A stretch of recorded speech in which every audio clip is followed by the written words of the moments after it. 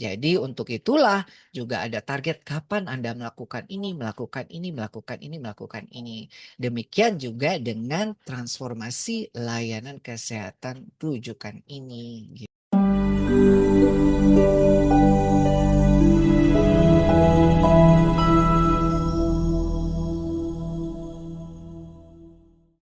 Jadi tahun 2022 karena keberhasilannya beliau ini menurut ya para pemerintah dalam upaya untuk pandemik ya waktu COVID-19 kemarin mendatangkan vaksin lalalala dan segala macam ya.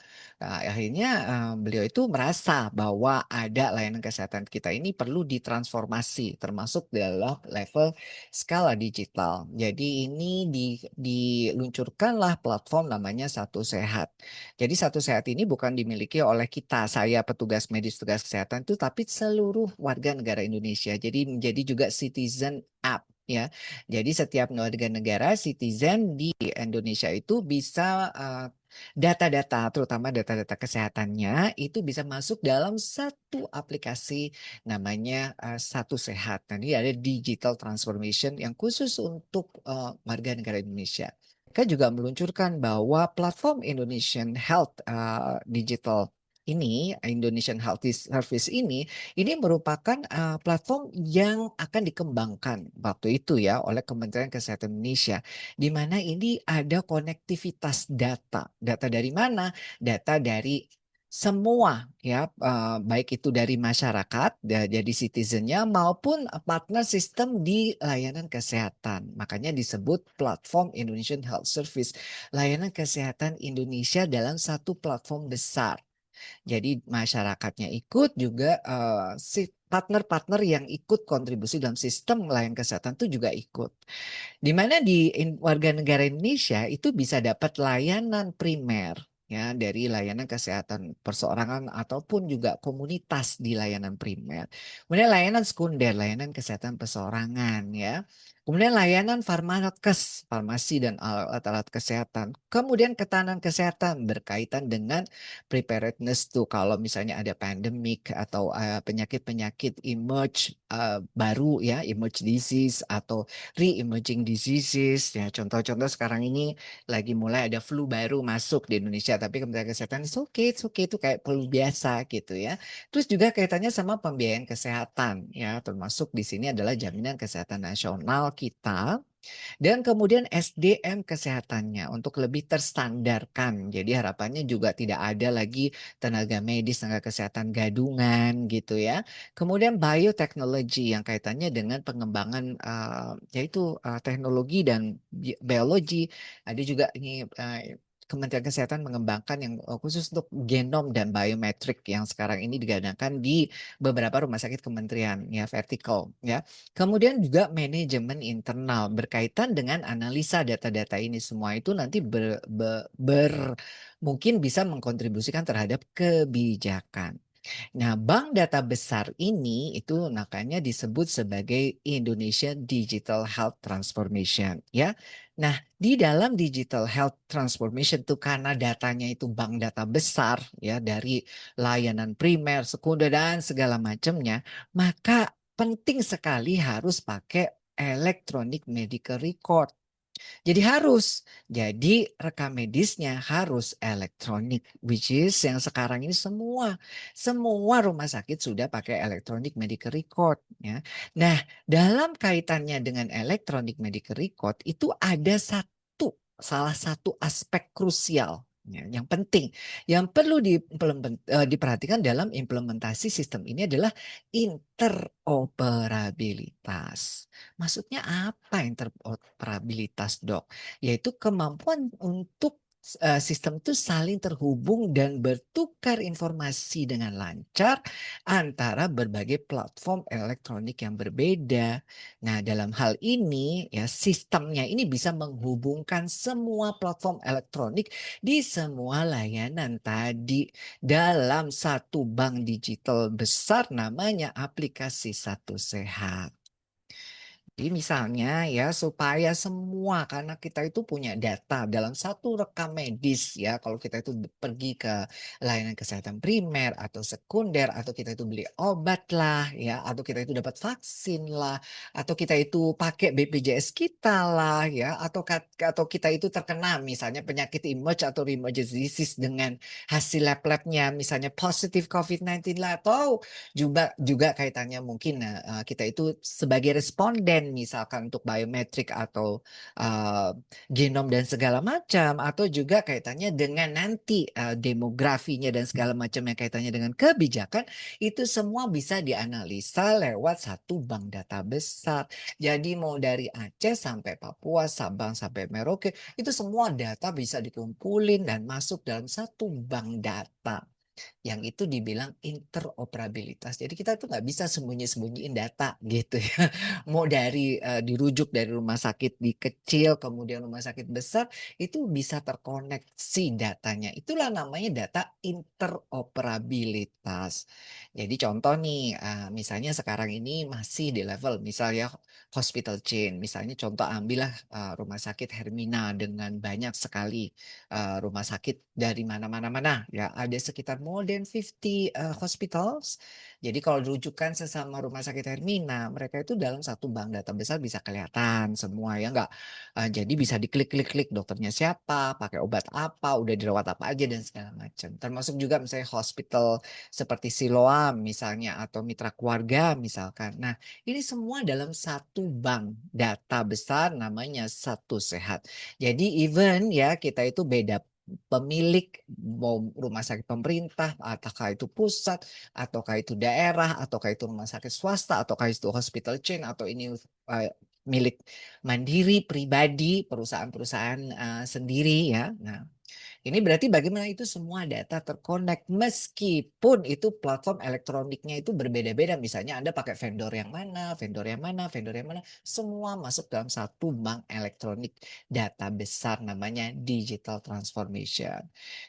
Bapak Ibu kalau nggak ngerti langsung tulis di kolom chat ya. Jadi jangan sungkan-sungkan. Jadi nanti bisa supaya nanti kalau saya kadang jelasinnya itu terlalu cepat atau karena saya kan orang manajemen ya, Bapak Ibu semua clinician yang pintar-pintar gitu takutnya kurang nyambung.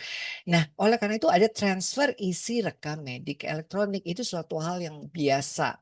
Jadi, transfer isi rekam, medis elektronik itu jadi kalau misalnya kita transfer pasien sekaligus transfer isi rekam mediknya. Nah, jadi kalau misalnya nanti rujukan, benar-benar jalan dan sudah jalan ini, itu yang diserah terimakan bukan hanya pasiennya, tapi juga data-data itu sudah secara otomatis, juga diserah terimakan. Itulah yang disebut dengan interoperabilitas. Jadi kalau misalnya nih saya mau baca, "Iya ampun ini kok dokter ini ngawur ya, diagnosanya kok ini, obatnya kok ini kok gila ini dokter," itu bisa banget dari rumah sakit lain misalkan ya. Atau bisa, "Ya ampun ini kok pasien ya dikasih ini, padahal ini sebenarnya nggak perlu, inilah yang menyebabkan ini nih." Nah kayak gitu tuh bisa banget ya. Jadi dari, termasuk juga kalau misalnya asuransi swasta mau lihat, ini ada yang mau daftar jadi sebagai, untuk daftar polis ya, calon klien tuh dia bisa buka datanya. Oh dari BPJS tuh habis dirawat apa aja, penyakit apa-apa, itu semua bisa dibaca dalam satu, data bank besar karena dia sebagai partner dalam pembiayaan kesehatan. Jadi dia juga bisa dapat akses ya kalau dia itu mau melihat data-data riwayat pasien dan segala macam. Jadi terus bank data itu bisa diapain, Dok? Ya disimpan dalam apa? Dalam iCloud yang gede. Ya itu sebenarnya kekayaan intelektualnya bangsa kita, nanti harapannya begitu. Yang itu kalau sampai bocor, aduh ya itu bahayanya ya. Satu, kapan-kapan saya kasih materi tentang masalah kekayaan intelektual berkaitan dengan data digital milik kita nanti. Jangan sekedar kita itu nginput semua data, tapi ujung-ujungnya pemerintah itu nggak bertanggung jawab dengan kekayaan intelektual data tersebut ya. Nah itu maksudnya. Sampai sini masih semangat atau tidak? Inilah pembuka dulu supaya ngerti bahwa kalau kita tentang sistem rujukan tuh nggak mungkin tidak terlepas dengan namanya digitalisasi. Yang ini udah digagas Kemenkes sebelum Omnibus Law ya. Oke. Oke ada pertanyaan boleh ya masuk aja di situ nanti kita bahas-bahas nanti waktunya. Tulis saja ya. Alright, nah jadi mereka punya project besar namanya Indonesian Health System Strengthening Project ya. Jadi sistem yang menguatkan kesehatannya orang-orang Indonesia ya. Jadi ini agendanya itu transformasi gila-gilaan ya. Jadi sangat gila-gilaan. Jadi berubah dari bentuk awalnya berubahlah ke bentuk yang lebih baik transformasi.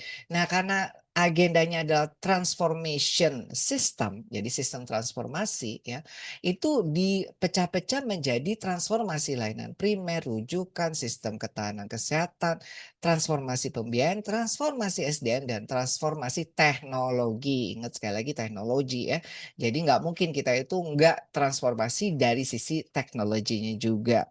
Nah, dikarenakan transformasi sistem, maka dapatlah pinjaman eksternal dari Bank Multi Development Bank, dari Asian Development Bank, dari Islam Development Bank yang dikumpul-kumpulin sebesar 3,8 miliar. Jadi target ini, proyek ini targetkan untuk supaya lengkap nih persiapannya, obat alat-alatnya terutama ya, di Sihren ini untuk rujukan berjenjang, di Shopee untuk rujukan kesehatan untuk layanan kesehatan primer, dan di Implus untuk laboratoriumnya. Kenapa sih ini pakai data-data lengkap? Yaitu karena ini kok pakai alat-alat lengkap? Karena ini kan nanti menghasilkan data, Bapak Ibu ya.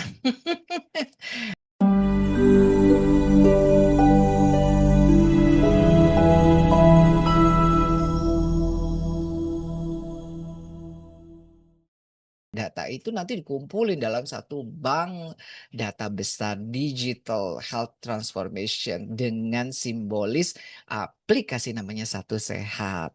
Nah, jadi ya itu perlu alat-alat untuk bisa mengkolek data-data milik siapa? Milik kita, warga negara Indonesia, Anda dan saya dan kita semua. Jadi nanti itu nyampurlah dalam satu bank data. Makanya ada yang namanya interoperabilitas. Jadi syarat ya Anda kalau misalnya mau SIM RS-nya itu harus ya harus bisa terkonek dengan aplikasi Satu Sehat mau vendor manapun, karena nanti semua data-data itu bisa dikumpulin dalam satu bank data besar gitu ceritanya Bapak Ibu ya. Nah, ini nanti kok ada targetnya tahun 2030? Iya, karena minjemin uang ini ada istilahnya namanya disbursement ya. Jadi kalau balikannya dari reimbursement ya. Kalau saya ngerjain sesuatu terus kemudian saya mau nagihkan supaya dibayar itu namanya reimbursement. Saya reimburse, saya talangin dulu kemudian saya reimburse supaya setelah sesuai dengan kriteria barulah saya dibayar. Nah, tapi kalau disbursement itu beda. Saya mau utang, itu saya harus setelah saya utangin, ya itu nggak langsung langsung jebret banyak duitnya, jadi dicicil. Nah, setelah dicicil, oke, term pertama kamu dapat duit sekian. Habis itu kamu ngelakuin apa? Oh, sudah terpenuhi kriterianya, barulah dikasih lagi. Setelah terpenuhi kriterianya, barulah dikasih lagi, demikian seterusnya. Nah, itu sampai target selesai tahun 2030. Semua ya alat-alat medical equipment, alat-alat untuk yang Shopee, Sihren, dan Implus itu diharapkan sudah datang dan terinstall dan sudah jalan targetnya di seluruh Indonesia itu tahun 2029 sampai 2030.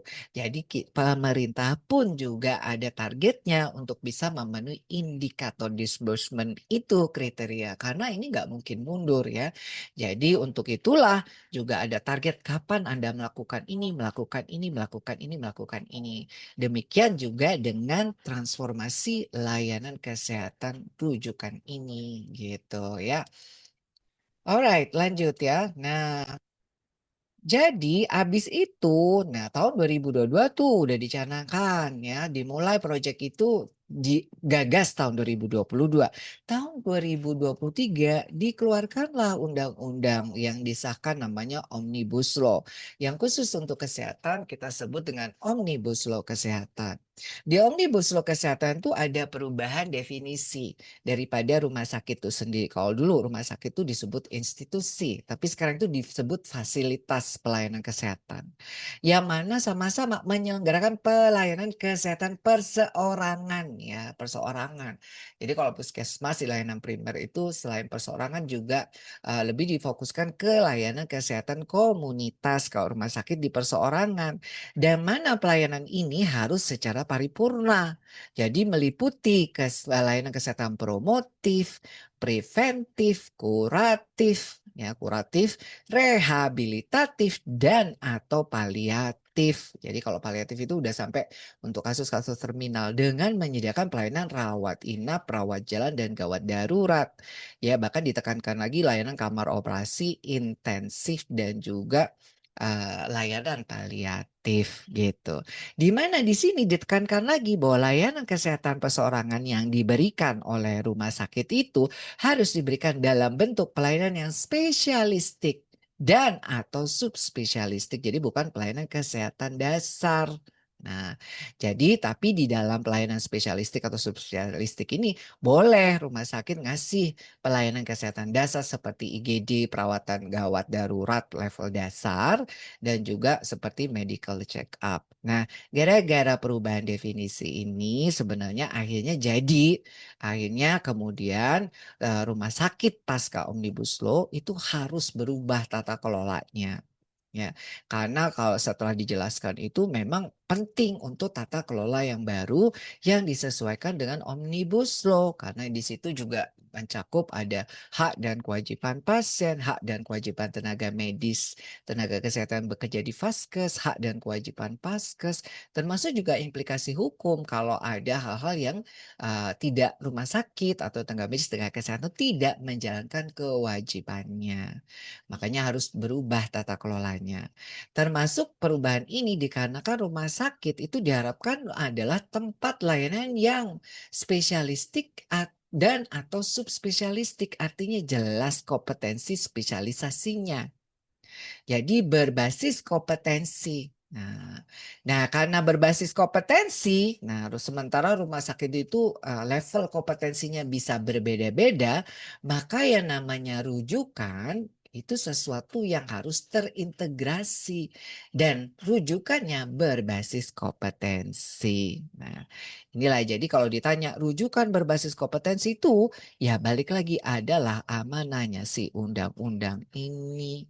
Kalau karena apa? Rumah sakit itu sekarang sudah berbasis kompetensi layanannya. Harus spesialistik dan subspesialistik. Nah, inilah menjadi catatan di part pertama. Kenapa rujukan berbasis kompetensi merupakan amanah undang-undang.